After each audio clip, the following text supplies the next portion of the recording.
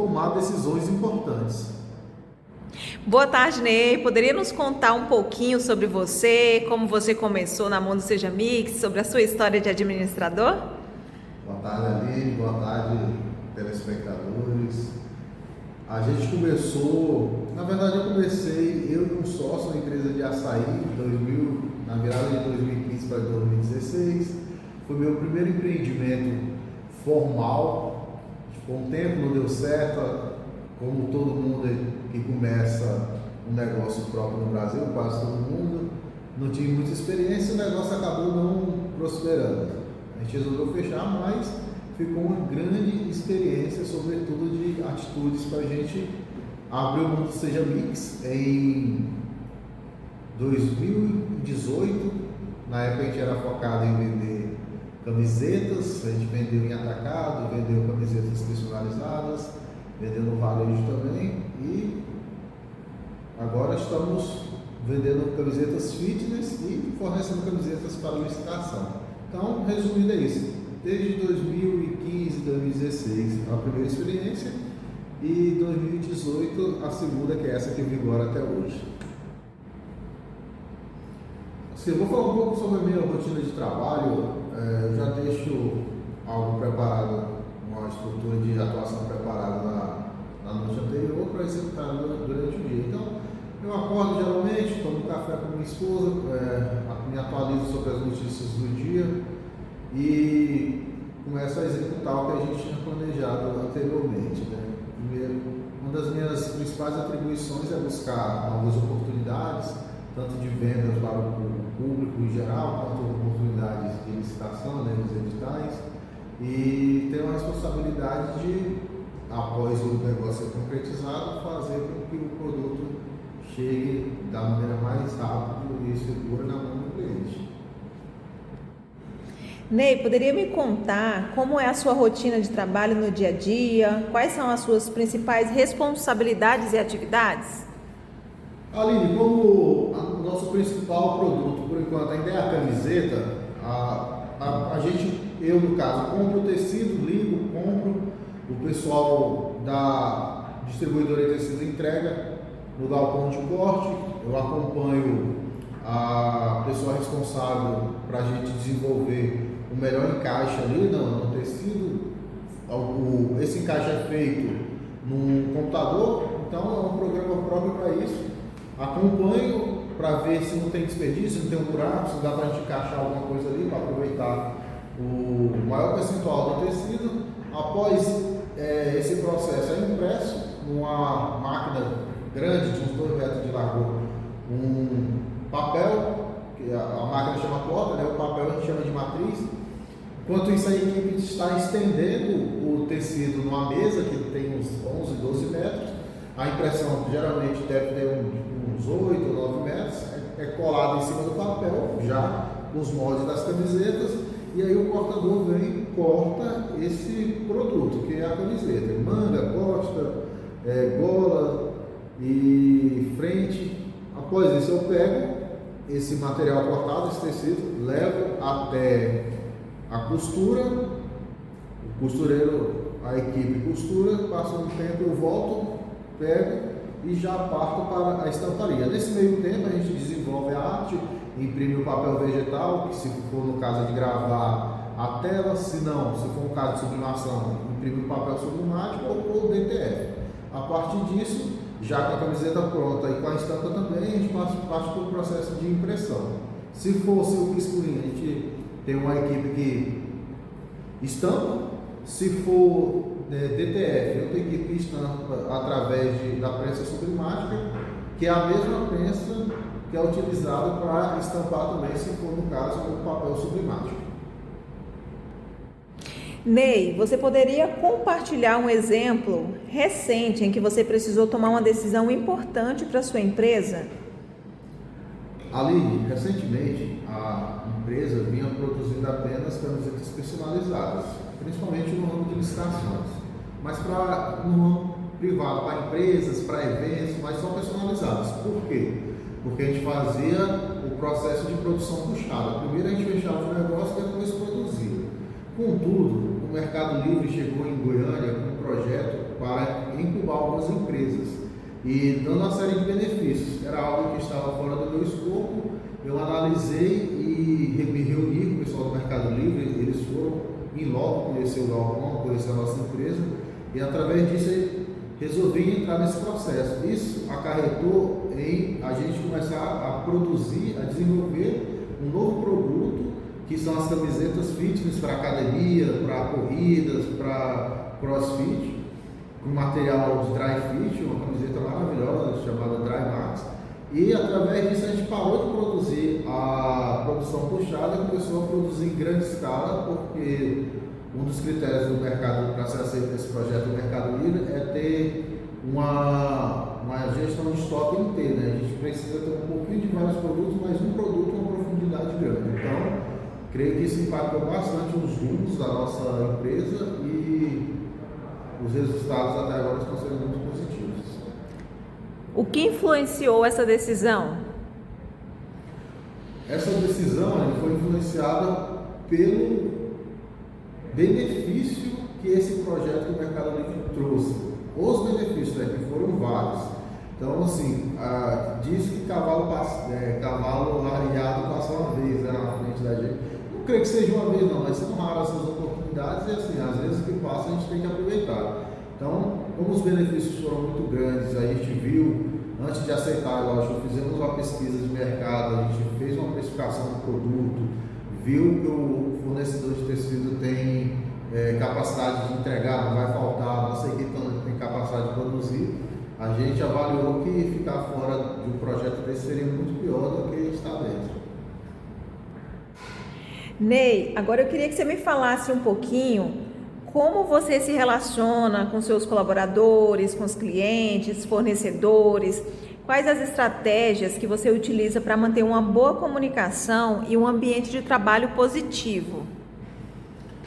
Aline, eu gosto muito de pessoas, né? E assim, um dos meus pilares é o fomento à educação.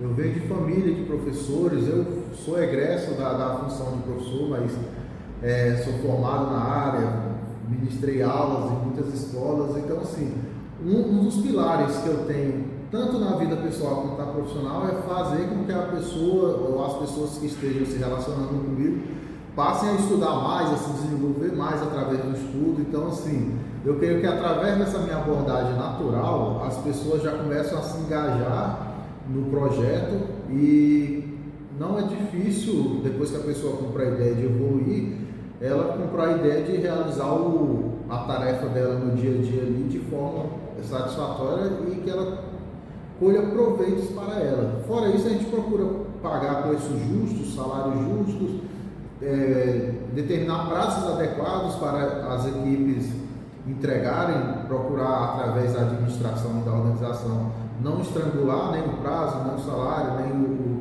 o recebimento do fornecedor, do stakeholder. Então eu creio que são esses pilares que fazem com que nosso ambiente de trabalho seja bem harmônico e que isso seja refletido na nossa entrega. Maravilha! E quais estratégias você utiliza para manter essa boa comunicação? Eu procuro ter uma comunicação fluida, geralmente ou falando pessoalmente ou enviando pelo WhatsApp, mas antes de tudo determinando o que cada um vai fazer.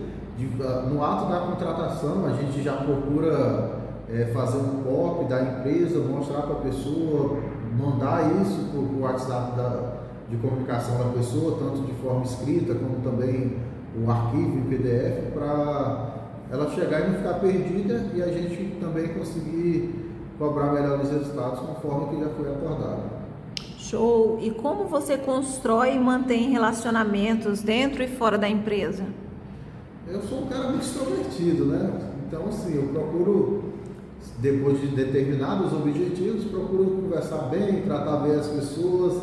Eu gosto muito de buscar conhecimentos e referências, tanto nas minhas áreas de atuação, quanto em outras áreas que não tem nada a ver comigo.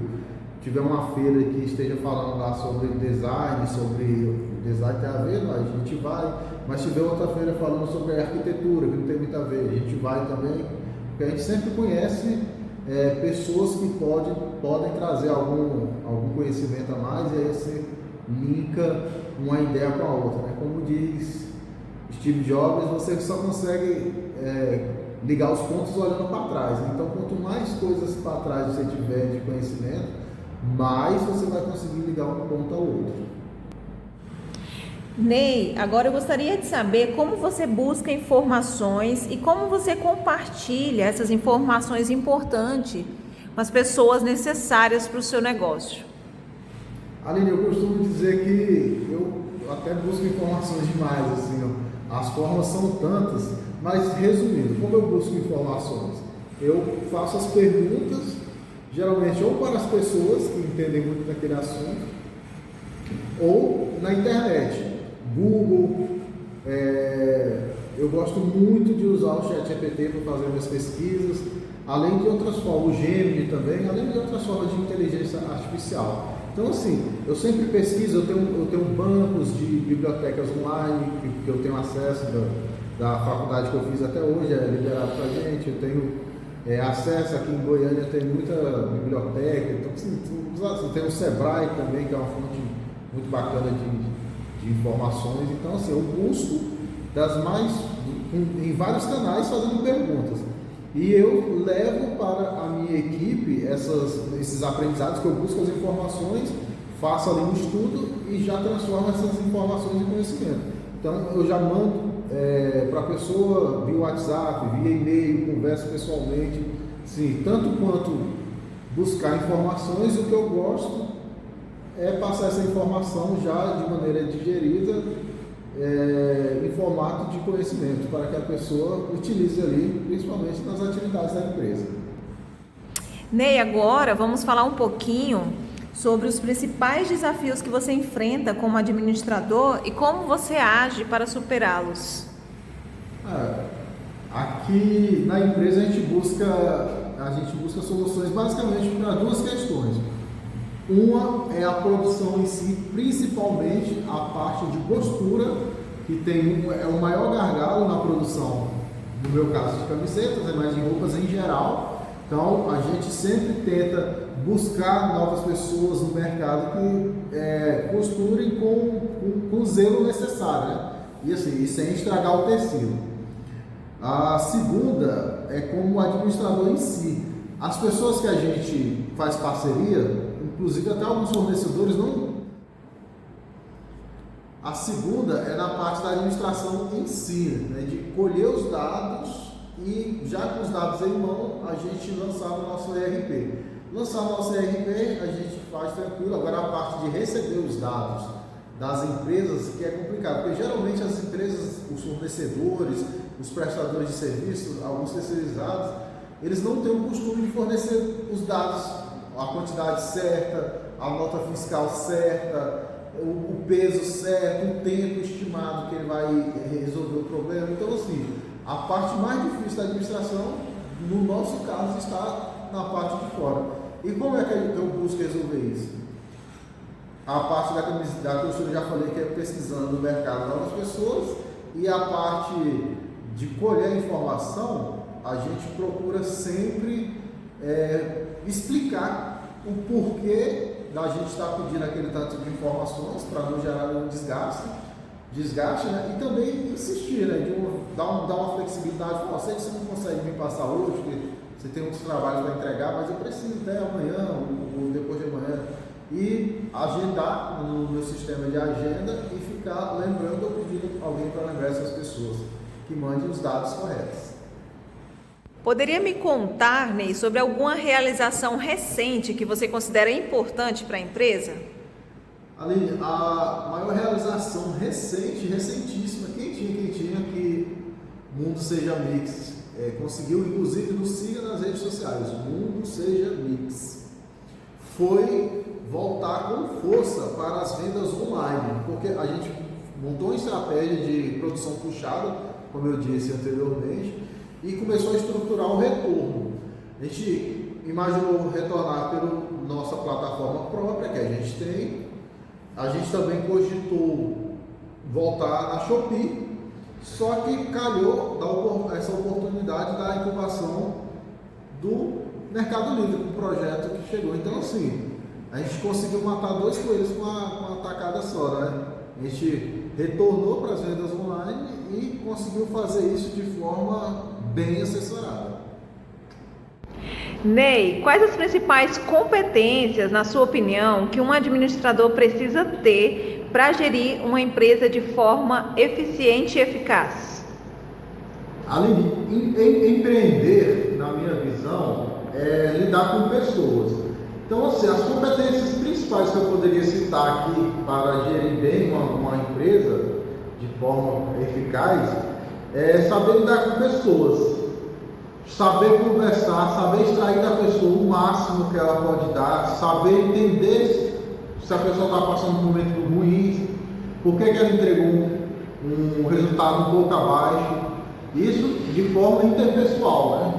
Agora, de forma pessoal, você tem que ter resiliência no que você faz, você tem que acreditar no que você faz, você tem que trabalhar duro, trabalhar muito, trabalhar mais do que os outros, ir até a exaustão, conseguir trabalhar com fome, conseguir trabalhar com sono, conseguir trabalhar estressado. Então, outra coisa muitíssimo importante, ter um network bom, um network que quando você vê que você vai precisar de ajuda de alguém, você lembrar de quem você vai precisar, rápido, ligar o telefone e a pessoa lá te atender, porque o seu network com ela é um network bom. Botar a mão na massa, o empreendedor ele tem que saber fazer o que ele vende. Se alguém faltar, se alguém não puder e tiver o prazo apertado, você tem que ir lá e botar a mão na massa, você mesmo entregar o seu próprio produto. Acho isso essencial para o sucesso da empresa. Então, assim, eu poderia citar aqui mais alguns, outro que eu vou citar. Você tem que conseguir saber trazer recursos para dentro da sua empresa a juros baratos, ou então dividir uma parte do lucro, porque chega uma hora que tem um projeto maior, você vai ter que expandir. Sempre você vai depender de buscar ter um bom relacionamento com bancos, um bom relacionamento com investidores e até assim com seus familiares. Saber se expressar bem, apresentar bem as suas propostas e, enfim, são vários, mas todos bem conhecidos da gente. Ney, quais os planos futuros para a sua empresa e como você acredita que o seu papel de administrador pode influenciar para isso? Aline, os planos futuros são muitos, mas eu vou falar do principal. O nosso plano futuro, o meu plano futuro para o Mundo Seja Mix é transformar a nossa empresa em uma força de venda online para outras empresas que não conseguem vender, mas conseguem produzir. Aqui tem muito, e eu creio que no Brasil inteiro, muita gente que produz bem, muito bem, e não está conseguindo escoar essas vendas. Então, já desenvolvi um projeto, já estou botando em prática para que pessoas que são talentosas e que são trabalhadoras não passem baixo nem necessidade um produto bom na mão porque não conseguem vender online. Então, esse é o plano futuro.